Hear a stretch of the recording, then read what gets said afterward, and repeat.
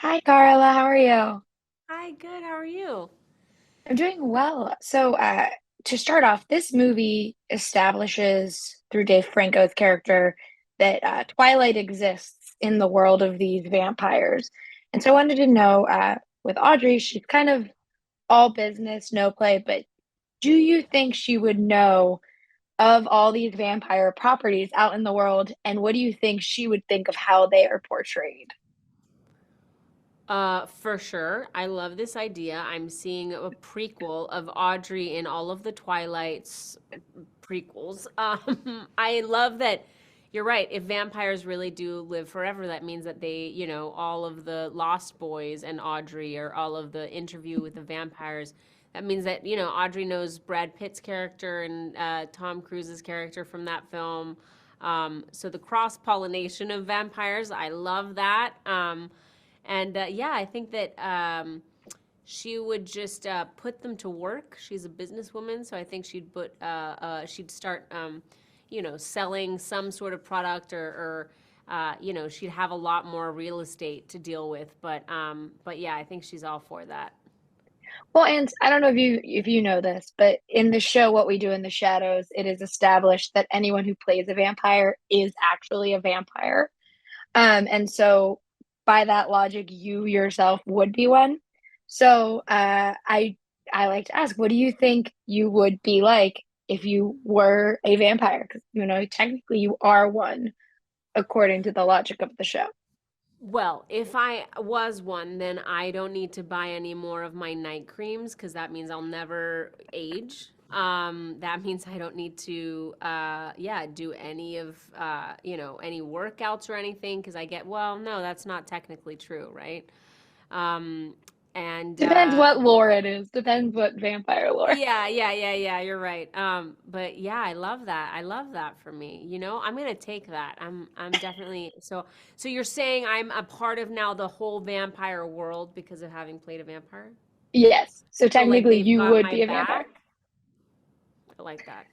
I like that. Well, and it's really so. This is obviously a comedy horror movie, but Audrey has sort of a sad storyline. Like, yes, she's the big bad, she's the vampire they're going for, but her storyline's sad simply because the Jamie Foxx's character just thinks he's killing a normal vampire, and it's her daughter.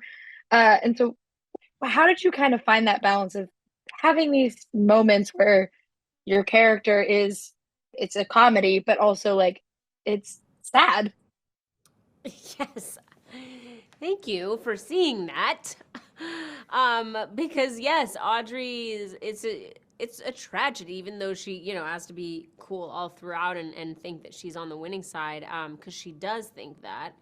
But I connected with the fact that she's a mom whose child is being like messed with. That's what got me fired up about it because I'm a mom of two and I was like, oh yeah, if someone messes with my kids. And also she's like about like bringing in her people into the land and taking space and like California used to be technically Mexico, and so I loved like the symbolic nature of that, and that really got me fired up and got me going.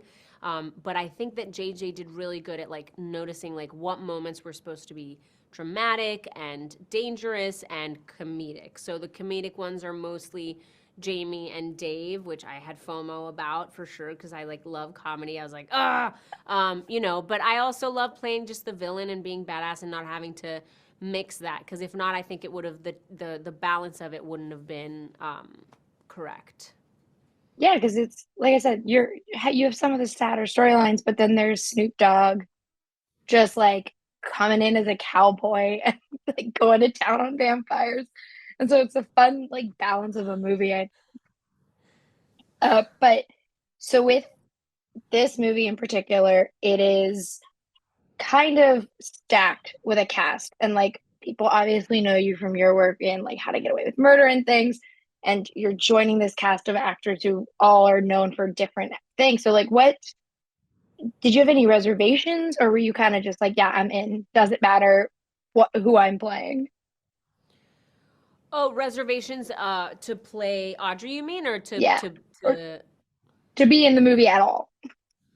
um No, I loved that the villain wasn't being sexualized. I thought that was awesome. Like that, you know, as a Latina, you know, you tend to see this part being like a trope where you see, you know, the sexy, hot, kind of moments, and it didn't happen. And I kept reading the script, and I thought, oh, like this is a like it could have been played by a guy. Like it's written as if it could have been like a bad guy, you know. And so playing the bad guy without having all the other things and still being like a badass businesswoman and a mom and like all that stuff was what really got me, you know, interested. And then, you know, knowing that it's Jamie and Snoop, and I don't know if Snoop, oh no, Snoop was being, I think, at the same time as me, but it was just a really good all around cast that I knew I would grow and I would really be challenged by. And so it was a no brainer for me. And I'd never done, you know, comedy, I mean, action or anything to do with vampires. So I was excited about that too.